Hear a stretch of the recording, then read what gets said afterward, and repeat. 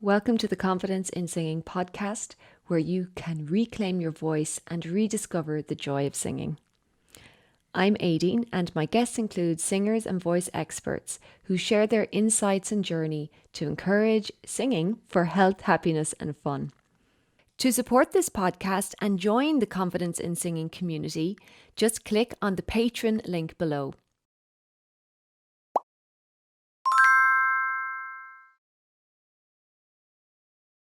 Welcome to the Confidence in Singing podcast. I'm Aideen Ní Riada, and my guest today is Gwenno Dafydd, who is based in Wales. She is an awesome person, full of life, full of joy. She's a singer, and welcome, Gwenno. Please tell us a little bit more about you and introduce yourself. Well, thank you very, very much. And I'm delighted to be on here because I love to sing, and it's going to be a really great opportunity to tell you all about my singing. Singing is central to who I am. I actually work as a leadership and master public speaking coach, but I do loads and loads of different things. So maybe we can unravel those things as we're going along.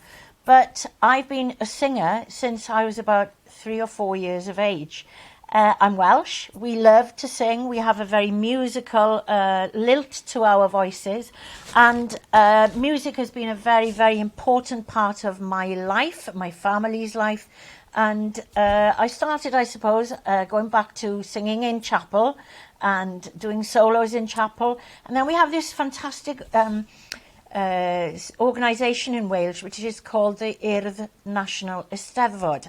So the Urdd is the Welsh League of Youth. It's the biggest youth organisation throughout Europe. And what it does, it organises all sorts of events for children, sport, but also cultural. They have 2 cultural centres, one in Llanllyn and one in Llanllyn, and the other one is in Llangrannog. So Llangrannog caters to younger people, and Llanllyn is for older people. And so the whole establishment is all about enabling young people to have confidence in their own abilities. And as part of that, they have the Eisteddfod. And the Eisteddfod is essentially a meeting place where people sing, they perform, they dance, they play instruments, they do pieces of poetry. And so I was directed into the Eisteddfod system when I was very, very young, and I used to compete. Writing stories, and I won throughout Wales in writing a story under 8.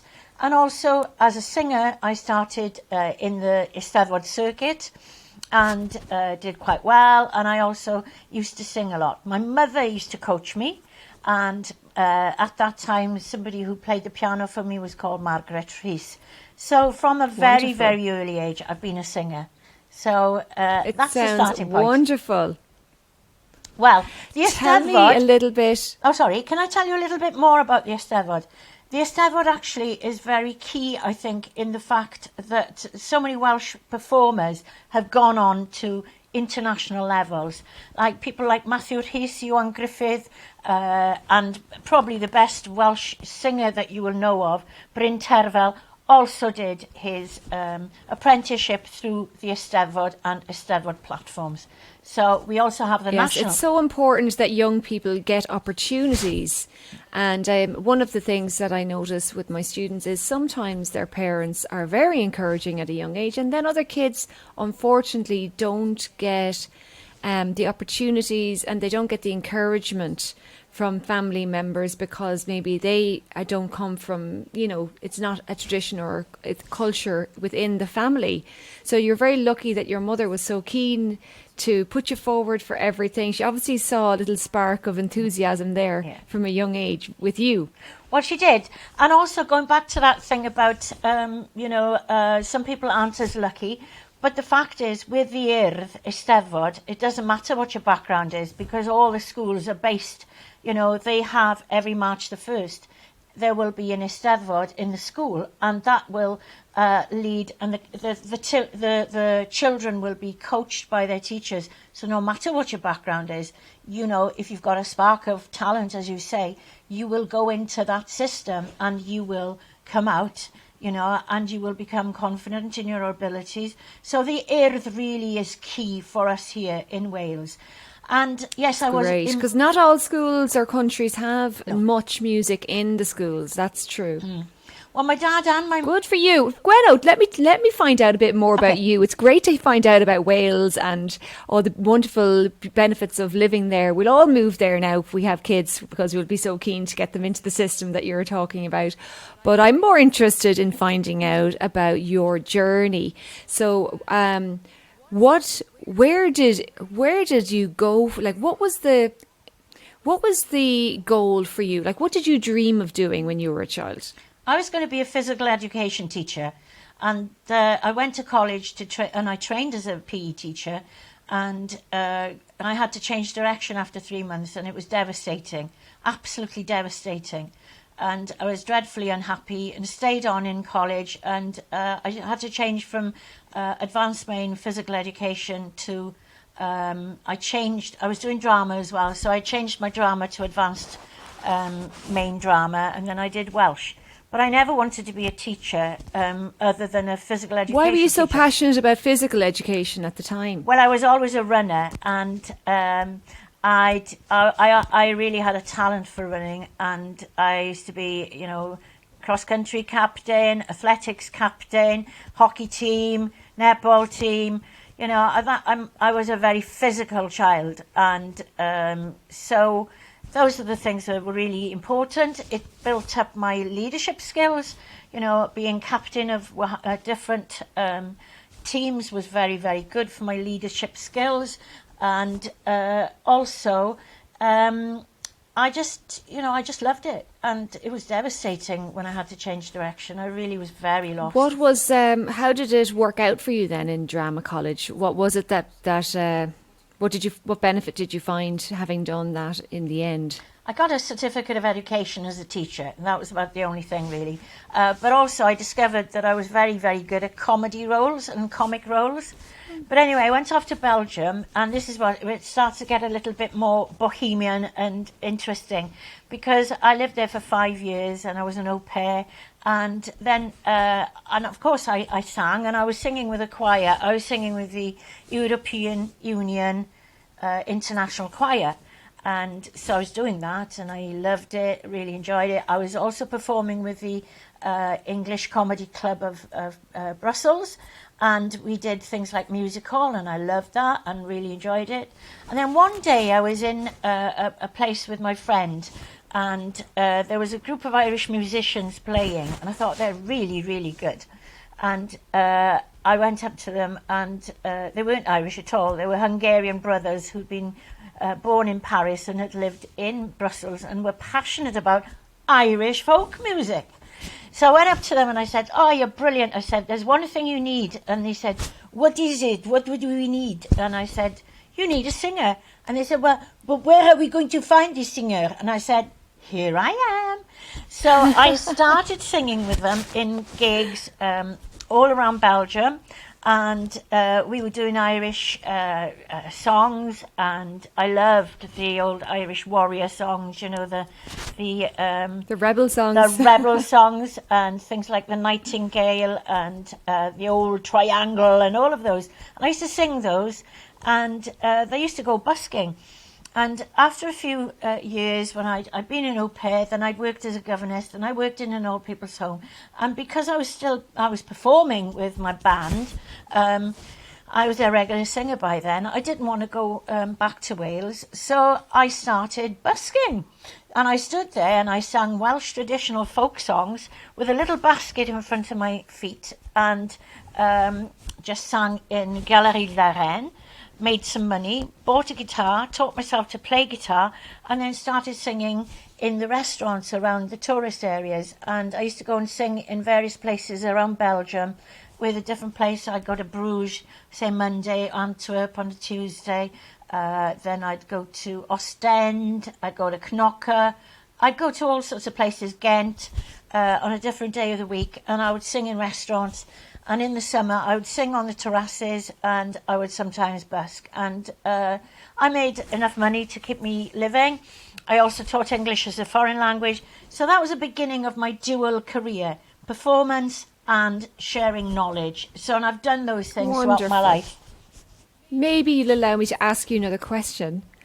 And because I'm interested to know if your pursuit of singing developed you in terms of your, you'd already mentioned that you'd good leadership skills, that you'd done an awful lot. It sounds like you were in training from the time you were 3 years old to stand out a little bit, to be very much an empowered person.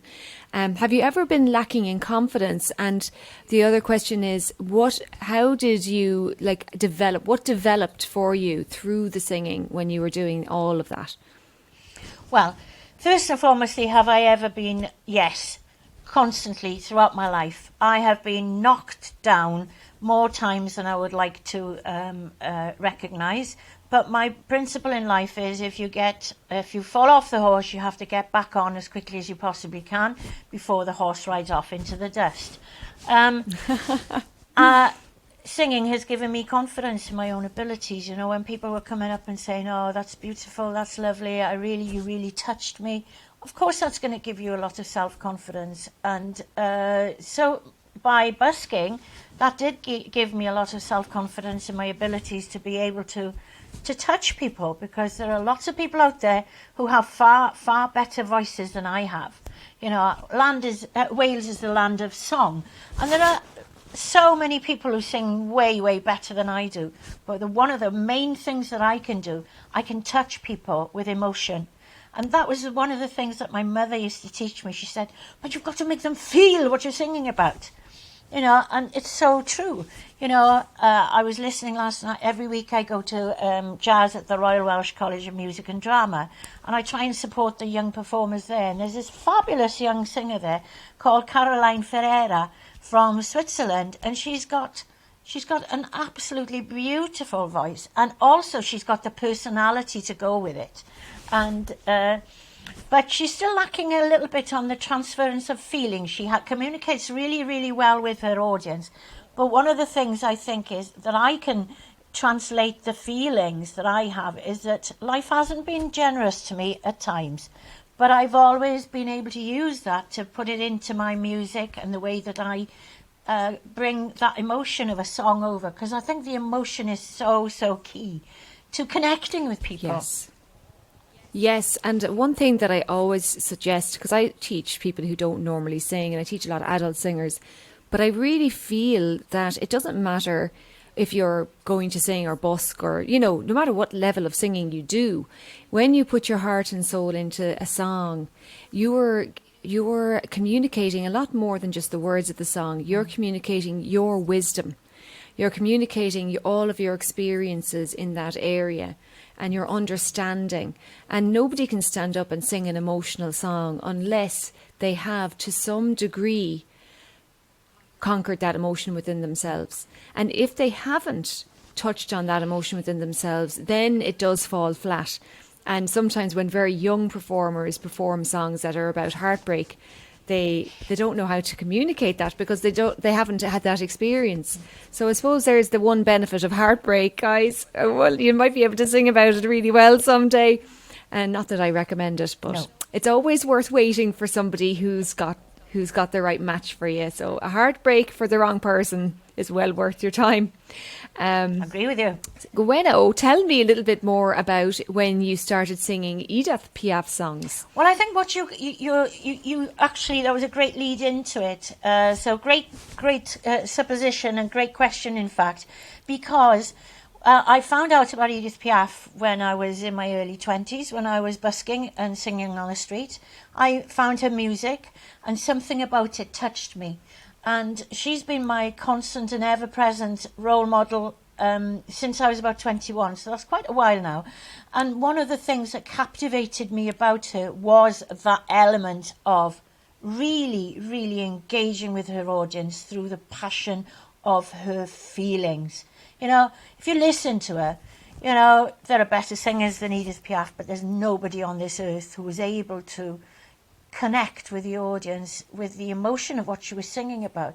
So what was quite ironic, really, so I found out about her when I was in my early 20s. She was my role model. She was a street singer. She rose from rags to riches. She was born on a policeman's coat in Paris on the street.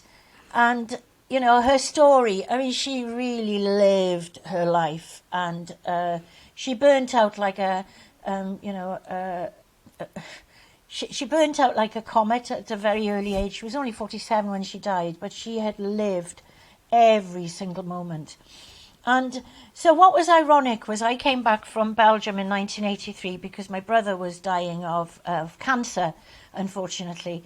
And when I was living in Belgium, I used to sing in French, in English, in Dutch and in Welsh. But when I came back to Britain, I ended up singing in French a lot. And I did a lot of international cabarets with a group of people.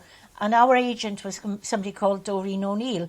And Doreen O'Neill took Bryn Terfel onto her books, and once that happened, it was not much work for the rest of us because she was snowed under with work for Bryn Terfel, and rightly so. However, so I used to do lots of international cabarets, and I used to sing lots of songs in French, Dutch. I used to sing like a lot of Kurt Weill, Bertolt Brecht type of things, and some songs in Spanish and Italian. And because I have a very, very good ear, you know, I'm a parrot, and because of that, I'm very good at reproducing other sounds. So I didn't have any problems with all of those languages and singing them in with more or less the right sound. And I used to love singing in lots of different languages. Did you find it difficult to sing with the same emotion singing with other languages? Because obviously we know the general meaning of it, but sometimes when we're singing in another language, we're not as connected to each and every word the way you would be if you're speaking in your own kind of native language. How did you handle that? Yeah, I agree with you. However, because I was very good at finding the emotion in songs, it would never seem to be a problem for me. You know, like, for example, the songs, the Bertolt Brecht ones, they're very guttural and very deep, and it's all about prostitutes mainly. You know, but so I was able to access those things. Excuse me, I need some water. Good.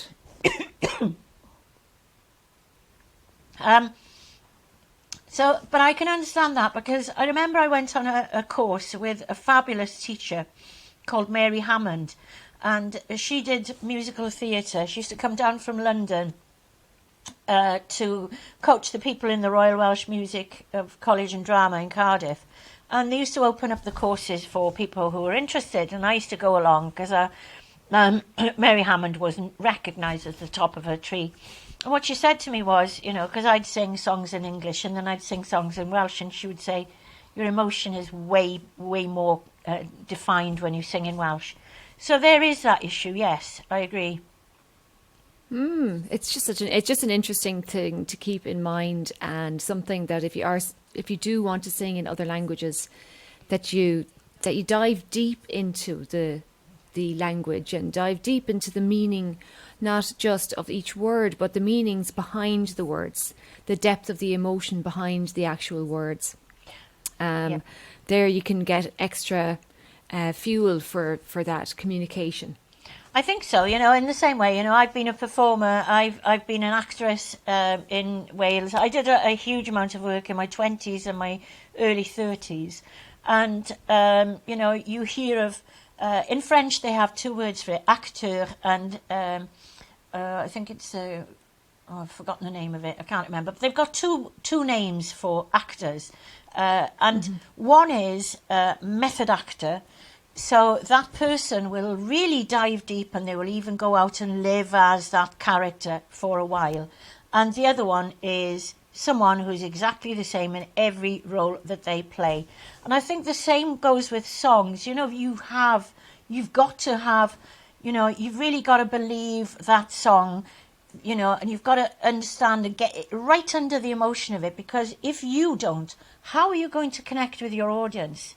You know, and of course the connection with the audience is a lot to do with, I think it's two things really, you know, it's the non-verbal communication and the actual eye contact. The eye contact is key, absolutely key, you know, and but the other thing is really, really engaging yourself with the emotion of that song. What's it all about? You know, is there a backstory? What is it? Where does it sit in context, as you say? So, yeah, it's very important to link into the emotion. Wonderful. And tell me a little bit more about your more recent musical interests. I know that you write. When did you start writing songs, for instance? Well, again, I started when I was 21. I had this idea. I don't know what it was. I just felt that I had to express myself. And so I've probably written about 150 lyrics. I don't write songs. I write lyrics. I work with a songwriting partner at all times. I've written an anthem for St David's Day, which I'm particularly proud of.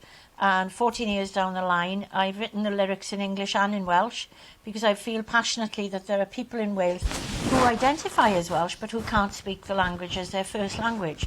So the music was written by Heilwen Thomas, but most of the time I work with someone called Catherine Cole. And we've written an anthem for Scottish independence. And so Kath wrote the music. I went up to Scotland in 2014 to campaign for Scottish independence and came away, wrote the words, took them to Kath, told her what I was looking for. She came up with the music. And since then, last year, I made a film for the Scottish song, and also I did a film for the Welsh song. So there's a Welsh version in Welsh and in English. So... Wonderful. And how can people access those? Well, we're in the process of launching our label, which is going to be called Cocktail, which is Coctel, which is the Welsh version, but then it's easily said by non-Welsh speakers as well. So Cocktail, we're going to be launching just before Christmas, hopefully. We're going to have a Christmas song, which is called... I can't remember what it's called. It's about looking through windows, and it's basically this is a way that we communicate with people now through windows, whether that be a window like the name of the computer, but also the tiny windows that we have on our screens. But so we can't look through the tiny windows into people's homes anymore. We look at them through these tiny windows. So. That's going to be the first song. That's going to be in Welsh and in English. Then we'll be doing the Scottish trilogy. We'll also be Kath has written 2 musicals. So those songs will be available. Some of the songs I've written with other people, but also I'll be putting the Piaf songs up there because I've got a one-woman show, which I went back to 3 years ago. I nearly died. I had lung clots on the lungs that nearly killed me, and whilst I was recuperating from this and 4 broken ribs, I don't do things by half, I decided, well, what if I've only got a year to live? And I thought, well, if I've only got a year to live, I want to take my one-woman show up to the West End and I want to perform it there. And the show is called Passionate About Piaf. And now I understand why you speak so fast. Oh! You're on a mission to achieve as much as you can in the short life that you have. I have. But you can slow down. You can slow down a little. Tell me about the West End. Was that as exciting as you hoped it would be? Yes. I mean, it wasn't one of these big, theatres. It was a beautiful, beautiful cabaret environment, which is called Zeddle's Brasserie. And it is stunning. Check it out, Zeddle's Brasserie. And they've got... How do you spell that? Zeddel. Zeddle's Brasserie. And as you go into it, it's opposite where Jamie... I've forgotten his surname. He had a restaurant. Jamie Oliver? That's the boy. Jamie Oliver's restaurant is dead opposite it. Or at least it was, anyway. And it's off Piccadilly. So it's in the West End. And you go in, and it's a French brasserie with beautiful... waiters with their long pinafores. There's a doorman there, and you go in there. Way. Oh, it's fabulous. And it's like very 1930s, and then there's 1930s posters everywhere. Then you go downstairs, and there's a huge restaurant there, huge. And they do a very, very nice daily plate for £12, where you get a dessert and you get... You're giving them a beautiful advertisement, but tell us about your experience with the performance. Okay, the performance. they have an absolutely stunning little 80 to 100 seater theatre next to the restaurant, and that's where I performed. And it was a friend of mine who is recently deceased, unfortunately, Lynn Ruth Miller, who's my comedy mentor. She had told me that it would be a great place for me to go and perform. I managed to get a gig there, and it went very well. Sold out, and we're hoping to go back to do the show there again. It was very exciting. A wonderful friend of mine had come over from Paris. He's a fashion designer, and I'm going to name him because I was so delighted. His name is Malan Breton. And we met in a piano bar in New York, which is called Don't Tell Mama. It's off Restaurant Row. And I met him there. We both sang. We got on like a house on fire. This is 10 years ago. And he did Project Runway. And he's an absolutely amazing singer. Absolutely. And he came over from Paris to see the show, and I was so over the moon. It had, I had a standing ovation and 2 encores, so it was wonderful. And after that, we did loads of shows around Cardiff. We had one in the Cotswolds lined up. We had one in Swansea, and then COVID struck. So that's been hard, I bet.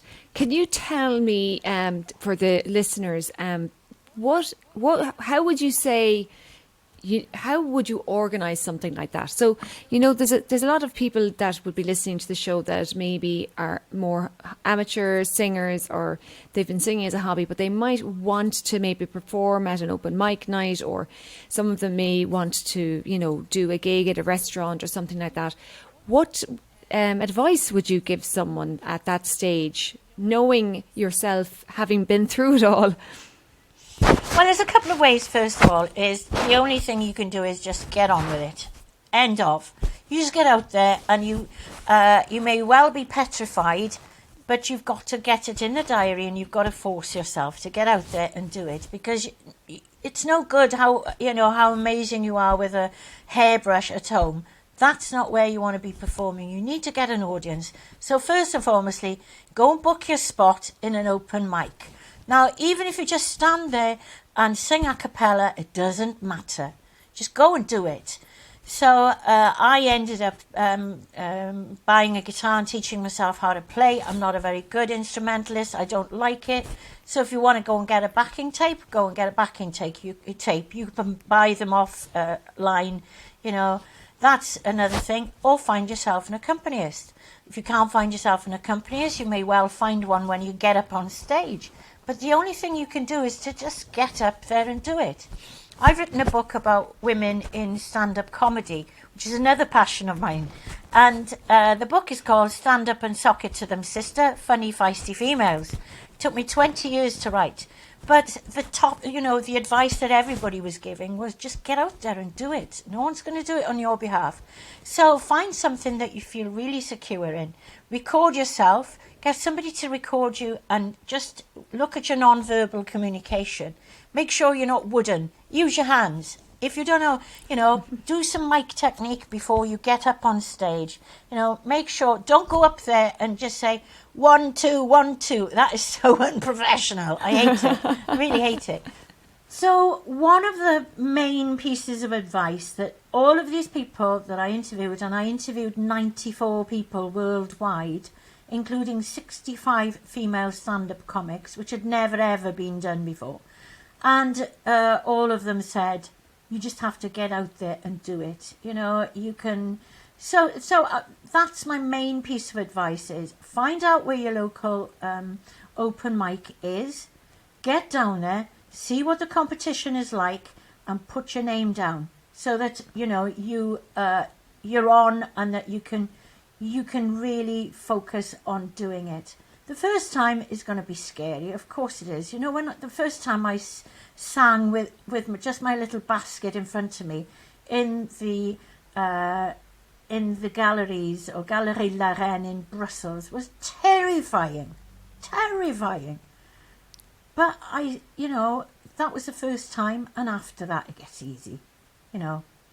Wonderful. Yeah. And for busking, how long did you stand out? Like, did you do an hour set, or did you just kind of do a few songs and then take a break? No, I used to, because the thing is that it used to depend on when the police were around, really. If they were around, they'd chase me off and I'd just find somewhere else to busk. But it would be probably an hour at a time. I built up my repertoire and tried to find songs that pleased the public, really. So I do a few Beatles songs. I do a couple of, popular French songs. I did a couple of Belgian ones, French, Dutch. So, but, some songs were better earners than others. It just used to depend. It depended on how much time I had. But when I was out busking, if I was singing in the restaurants, you'd sing 4 tops. That would be enough, because people would tolerate 4, but they didn't go out to listen to me singing. They went out to have fun with their friends. So, I was very, very aware of not disturbing people for too long, really.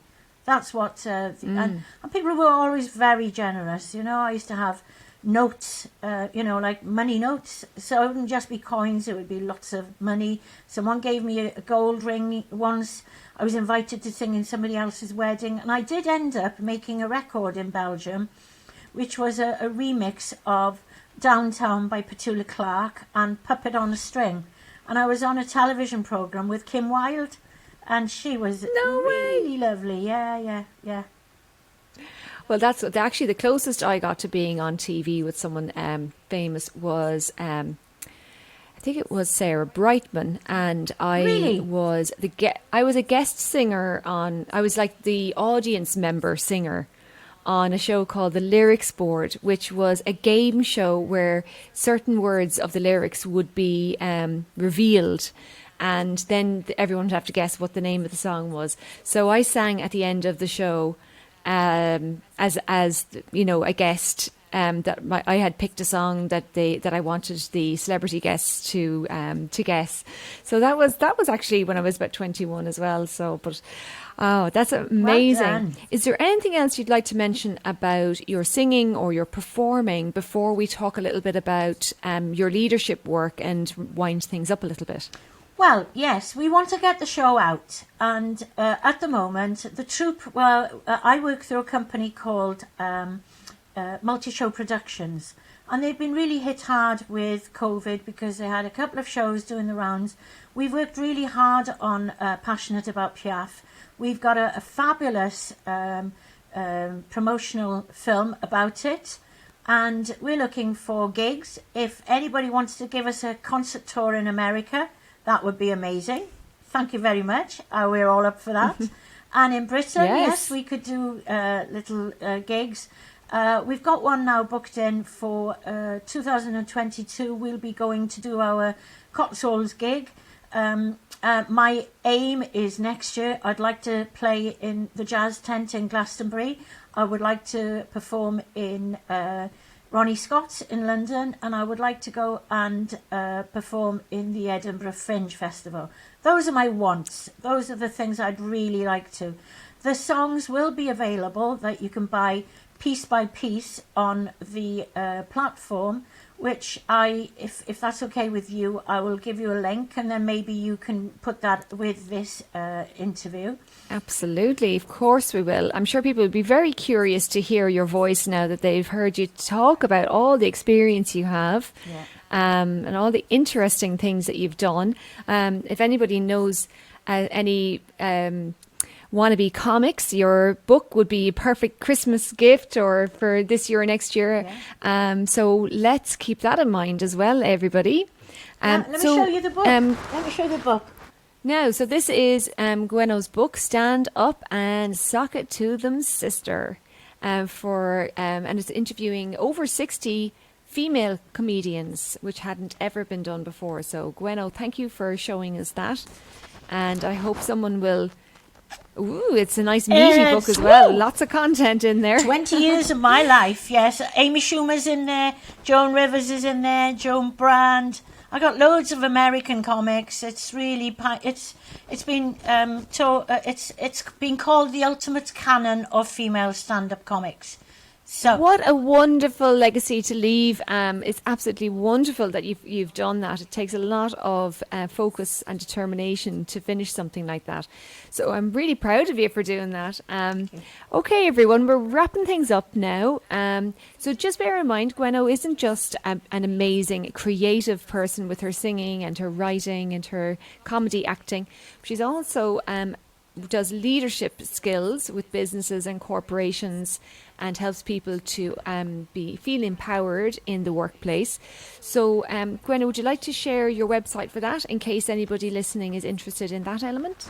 Well, I've got everything, in fact. Everything is all together on my link tree. So this is a very helpful thing. It's https://linktr.ee/Gwenno Dafydd. Everything's there. My website, the thing about Sock It to Them Sister, my Piaf stuff, all of it is there. All the stuff I do on television. I do live television every 3 weeks. I'm a talking head on a programme. So it's all there. And also testimonials from some of my clients. I'm working with a young woman in Toronto who is giving me monthly testimonials. So you can see exactly what coaching is all about, really. So there's tons of stuff out there. If you can remember my name, Gwenno Dafydd, then it'll link into all And if you sorts. can remember how to spell it. Yeah. It's been an absolute pleasure having you on the show, Gwenno. I think you're an inspiration to me to allow all the different tendrils of my creativity to expand in every direction, because I think a lot of us get single-minded and we have the blinkers on, and it feels to me that you've been very you've kept a wide vista throughout your career, and you've expressed yourself in so many ways, and you haven't held yourself back. And I think the biggest problem for most people, whether they're singers or people who in business or in any creative field, is that we do tend to hold ourselves back and we are a little bit scared to be seen. So take Gwenno as your inspiration. Stand up and be seen. Yes. And we look forward to looking up some of your wonderful projects, Gwenno. Thank you for being here.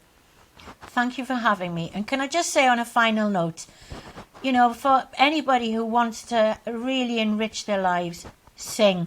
It's brought me such joy. It really has. Wonderful. Thank you so much, Gwenno. That's it, everybody. We'll see you on the next episode of the Confidence in Singing podcast. Bye. Bye.